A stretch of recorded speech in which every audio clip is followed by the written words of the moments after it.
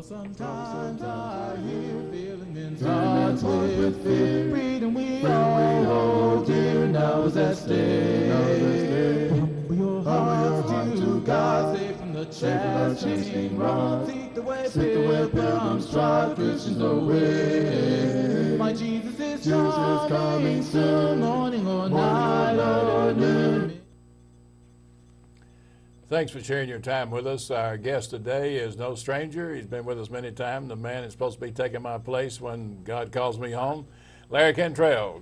Glad to have you here, Cantrell. Hey, nice to be here again. Been a while. It's been a while, hasn't it? That's right. That's right. Larry is an All-American athlete at the University of Alabama. Didn't know better, but that's where he went. And he's a husband. He's a father. He's a minister.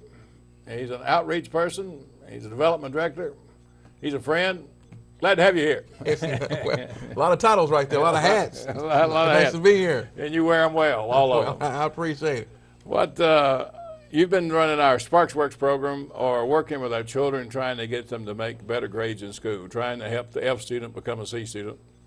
You've learned some things, and as I talk to people, I say, Larry's got a better handle on this tutoring thing than what people realize. You know something. I want you to start sharing with us. What about let's talk about the development of human development as a whole. What does that mean to you when I say that phrase? Well, you know, it means a lot because, you know, along the way, what's it been, Lytle? 3 years, maybe this is going on our 4th year when we adjusted our mission statement.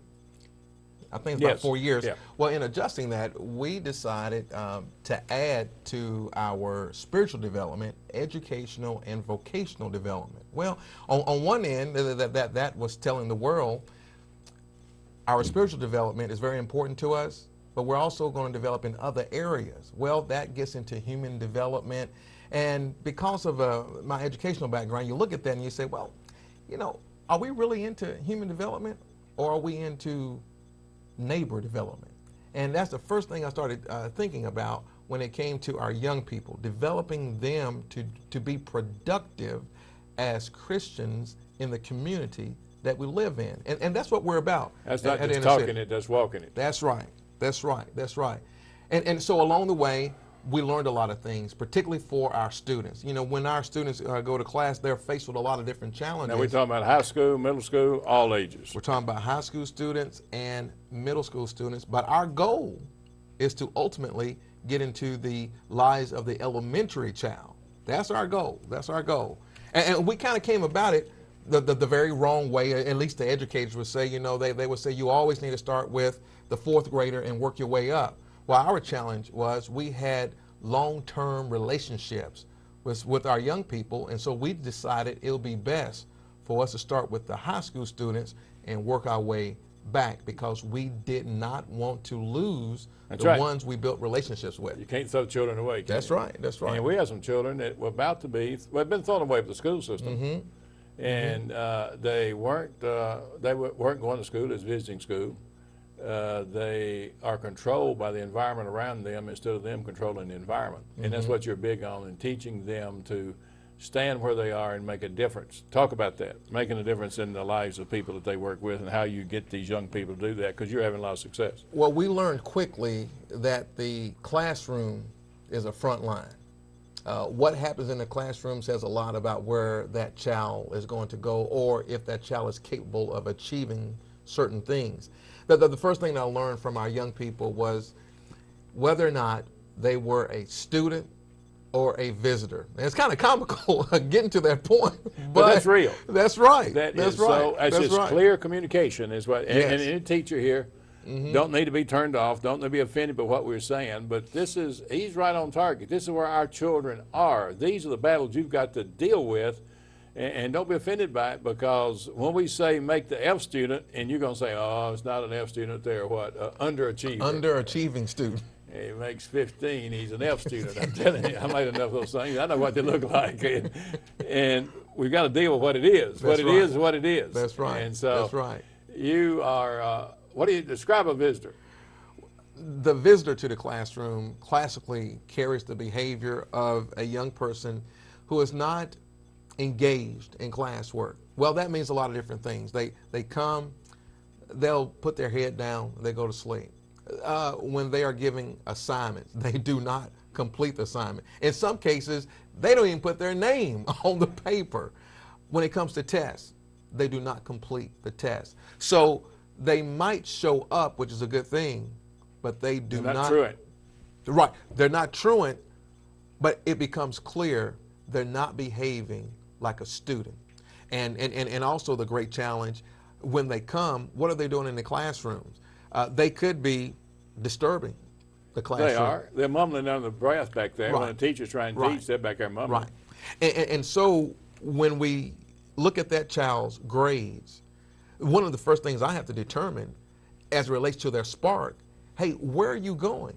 Now, what do you mean spark? Explain spark. Well, You spark, use these terms, these people don't know what we're talking about watching us. we have an after-school program called Sparks Work. In simple terms, we identify a child's spark. What is it that is your passion? What it is that you want to become? What is it that excites you most about life? So we document that, and part of our promise to them is, let us try to find someone who is already living your spark. You need to meet that person who's living out your spark. So that's our goal. But now the commitment, based upon the permission that we get from that parent, is that, look, hey, if you're gonna achieve your spark, you need some adults in your life to help you achieve that spark. And guess what? We're gonna check on you in school, gonna check out your grades. And so when we don't see the grades, they're not used to that. Our children were not used to us being involved, because we work with children after school. They had two lives, the school life and our life. That's right. And when this really came to the front for us, we had children that were outstanding with us. Yes. In our ministry and running buses and going out and doing community work, they were outstanding. We found out they wasn't doing good at school at all. They were living two total lives. And part of the blessing that we had is that when the child now were encouraged to engage us in a mentoring type relationship, that meant they had to expose different areas of their life, their academic life. So they could come to us and do right. That's right. So now the ante has increased. Like, what do you mean? I know what you're making at, I know what kind of grades you're making. Well, that was really, really good, because now they had another adult along with their parents saying, we're invested in you, and therefore our expectations, and that's the key, our expectations of you is higher in some cases than you have of yourself. Right. So we're going to have a little meeting.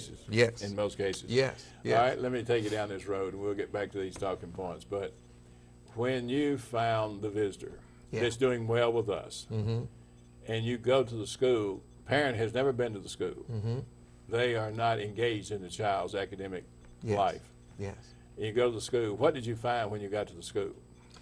Well, several things. The first thing that our approach is, we are here to support the school, support the student, support the parent.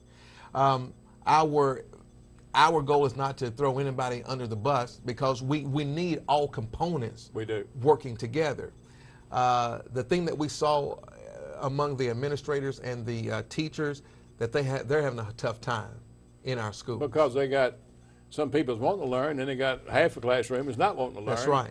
How can a teacher win in that situation? It's very, very difficult. Now, on the other end, the administrator and the teacher are incredibly encouraged when we, National Inner City Ministry, shows up, especially with a parent, because now they look at that child differently. They look at that child from the perspective they have a support system. That means a lot to a teacher. Sure it does. Because when a teacher looks at a child who's a visitor and has no support system, they already know we're not going to get very far. Because we ain't got time. That teacher doesn't have time to develop that child. That's right.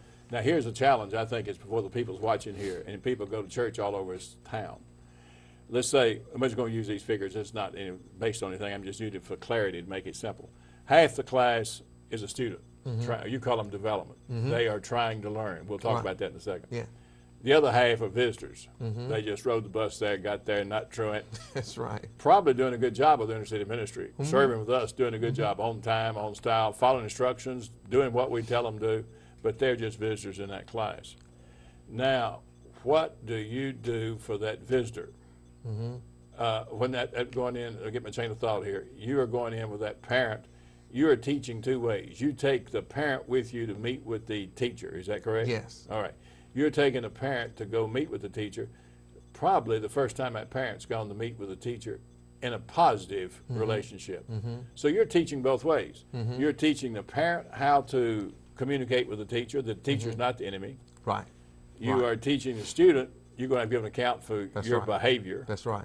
And you're letting the teacher know what they should be, couldn't expect out of this child to help them. That's right. So what you're saying is, from what I'm understanding of my view of this thing, the front half of the class is endowment. That's the teacher's responsibility. Now here comes the punchline. Okay. The back half of the class is the church's and Nashville's responsibility. Okay. We need to get out of the church building. We need to get involved in children's lives. If God gave us the family first, the church to save the family and the government to protect the family, the teacher's responsibility is first half of that class. The back half of that class, that is every Christian's responsibility. And if we don't engage, it is an indictment against Christianity. That's strong language, but that's what I think we're supposed to be doing. Because when Jesus said, love your neighbors yourself, he meant love your neighbors yourself. It's not complicated. Right.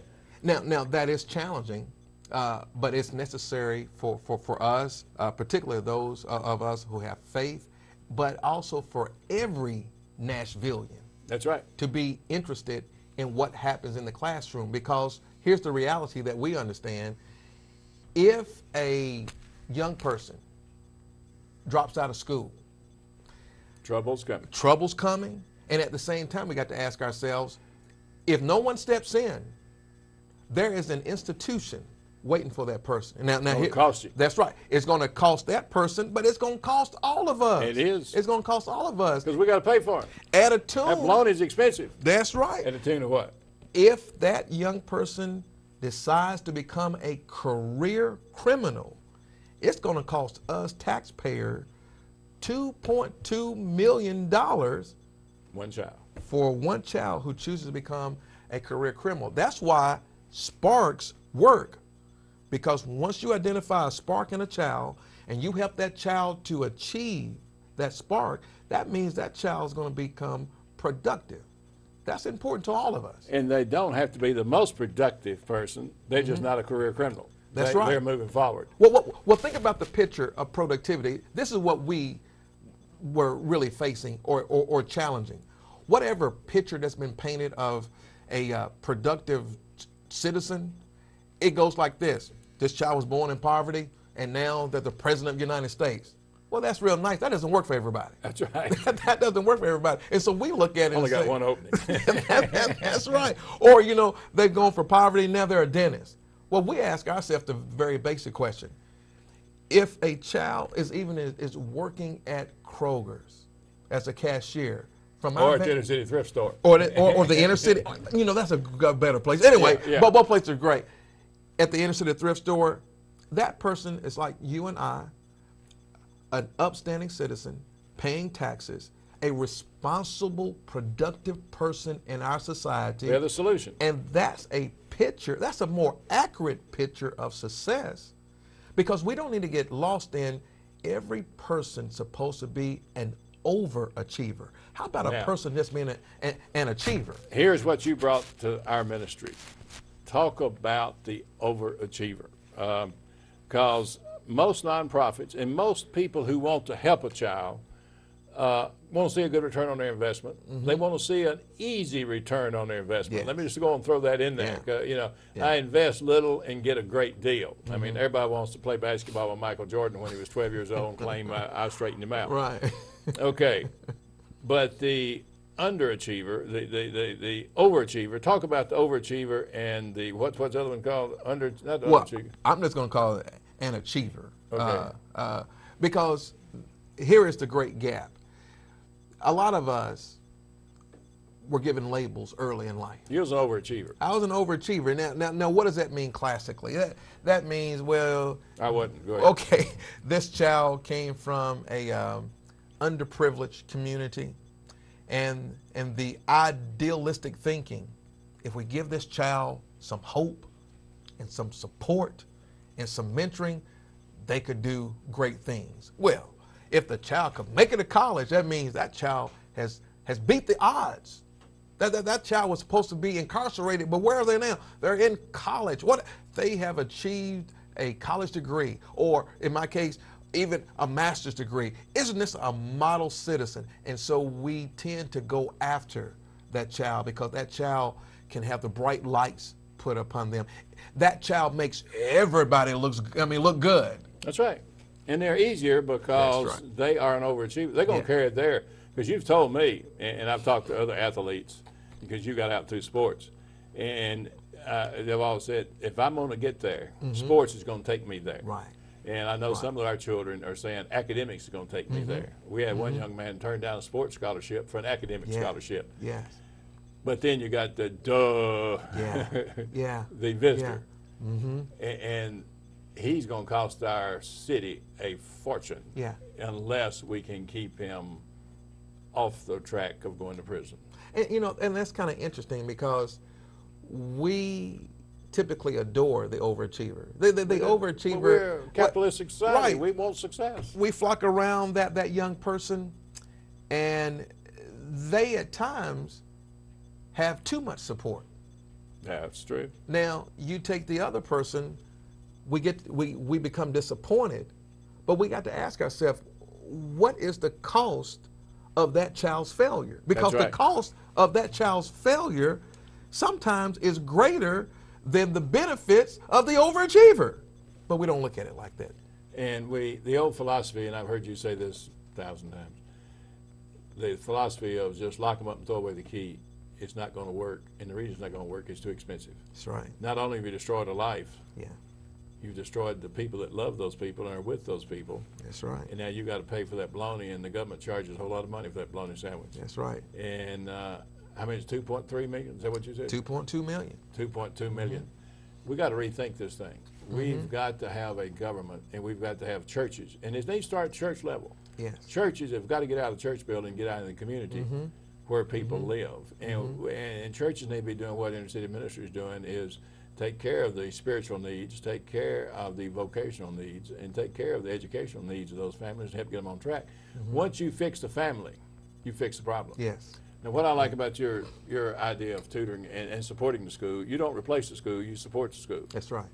You don't replace the family, you support the family. That's right. Once you get that family, and I know of cases where you have gone with a family to school for a, what is it, IEP meeting, IEP something? Yeah, it's parent-teacher conference, and a lot of times they're IEP meetings. And you walk in, and I've been in those meetings where you walk in, and they're kind of hostile.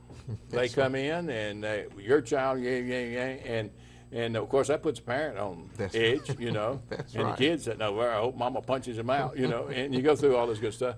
But when you go in and you take a strong stand for that child, and you do, I'm here to support this child, and this is your job. Now, your wife does that better than you do. a lot better than I do. Yes. Let me tell you what your job is. That's right. That's right. But when that teacher and when that student sees you standing there for them, I know of cases where students have gone from F students to C students. And moving toward B students, past D students. They went from F to D to C, and now coming up on B because you went to a conference and you stood there in line for that child, and the child says, man, I got somebody that believes in me. And you helped those teachers to see the light. Isn't that amazing, Lionel, what hope can do? When someone finally comes to the realization that somebody believes in me, that right there can make the most incredible change in a young person's life, but in all of our lives. When someone believes, the hundreds of lives that are affected because a child was diverted from a criminal, and we're teaching 800 children a week. Yes, yes. And sometimes, Lionel, our challenge most of the time with the visitor is to overcome the adversarial relationship they have with their teacher. That's right. What has to happen? They have to have people behind them saying, look, we believe in you, but this is no time to make excuses. Accountable. That's right. Right. You got to hold the child. The teacher's not at fault. We're not trashing the teacher. The teacher's not at fault. The child has to change their behavior. Yes. And they need to learn to respect that teacher. That's right. And when they do change their behavior, the teacher needs to credit them for changing their behavior. Yes. We don't need those teachers, well, your brother was bad, so you're going to be bad. And I've seen a lot of that in the past, and that has no place for that. That's right. It's our country. We've got to make a difference in people's lives. What are you learning from all the frontline support you're getting out there and the children you're working with and serve in metro schools? What's the one thing that you, or two things you would say that you're learning from that? I think the main thing that we learn is that is a very positive response from the educators when they see the adults backing the child. That's line one. Line two is that when we finally get a child to go to the teacher and to verbalize, I need help. That's a major step. That's right. That is major. I need help. I need tutoring. Because what that is saying is that we have moved them from saying things like this: the teacher doesn't like me. Yeah. And it stops right there. That's why I don't talk to him. Or they go from the teacher doesn't like me to the teacher is just dumb. Yeah. And so I can't stand the teacher. And so we begin to say, you know what? Regardless of what you think or how you feel about the teacher, you're going to have to work with the teacher. That's real life. That's holding right accountable. There. That's right. That's what Daddy's supposed to be doing in a home. What is the price? You don't know the answer to this one. What is it price it's costing this country as far as education, training youth, and so forth with the father's absence in the home? You know, I don't have the numbers on that, and there's a few areas that do when it comes to the cost of an individual, the cost of the family when the father is absent. It's like the stats are astronomical as to the rate at which young people drop out of school, even what kind of employment that you have when the father is absent.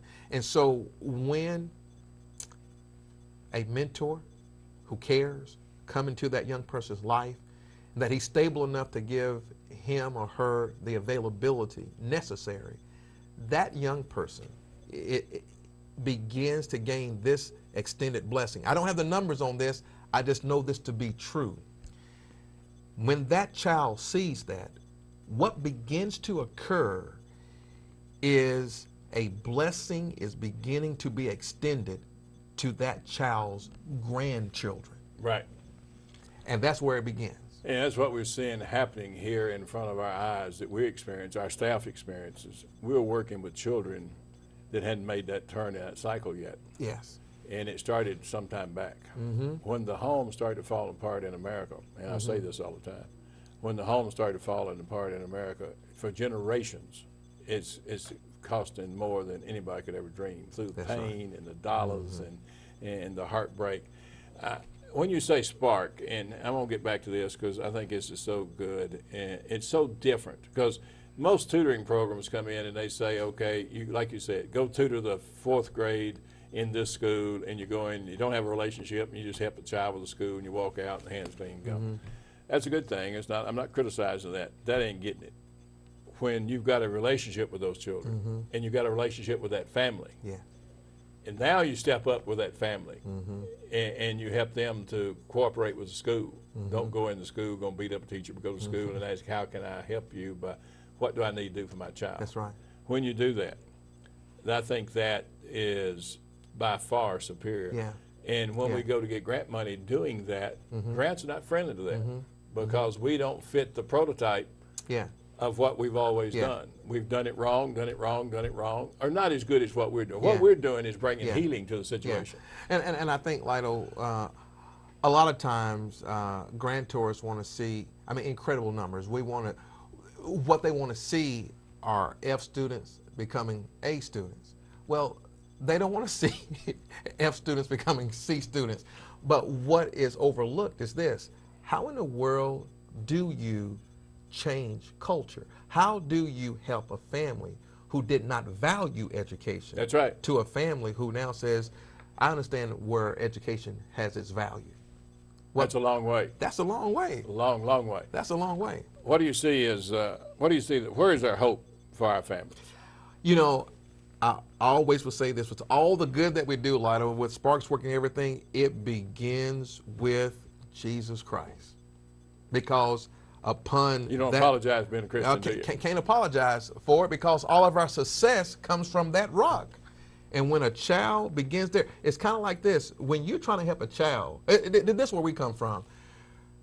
Sometimes our can you believe it or not, are placed in school suspension. Can you believe that, Lionel? Yeah, I can. Right. And my child was in it. Our children do no wrong. Like the inner city children do no wrong. That's right. Right. You ride our buses, you don't do any That's wrong. right. And some of them are placed in out of school suspension. And so when we I hold call it in school jail. Oh, okay. I'm preparing them. And when we hold them accountable for that and say, you know what? You need to be held accountable, or you need to be accountable for your actions. And when it's all said and done, you need to go back and apologize to that teacher. Well, I'm just going to say this. Most of our kids, without their relationship with Jesus, have no reference point.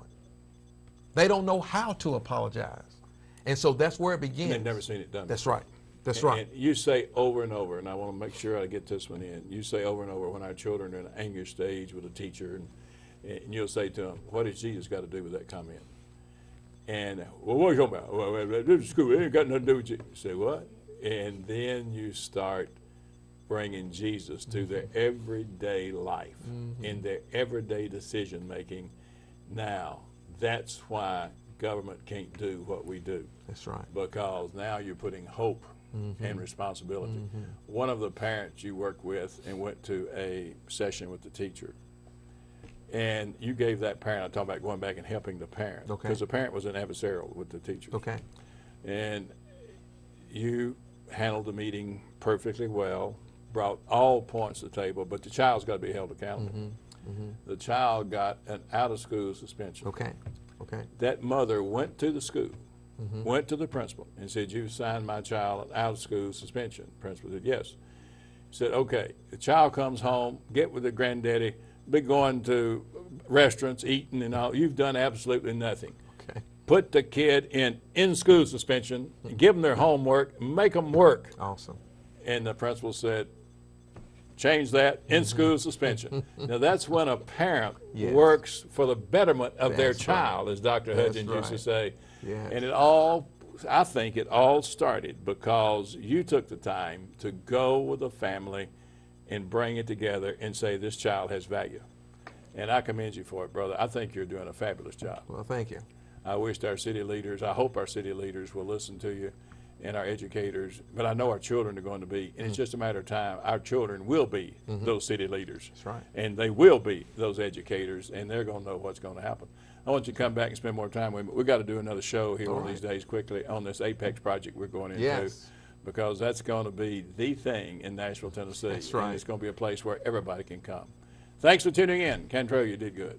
Well, sometimes I hear feeling in touch with fear. Freedom we all hold dear now is at stake. Humble your heart to God, save from the chastening wrong. Seek the way pilgrims drive Christians away. My Jesus is coming soon, morning or night or noon.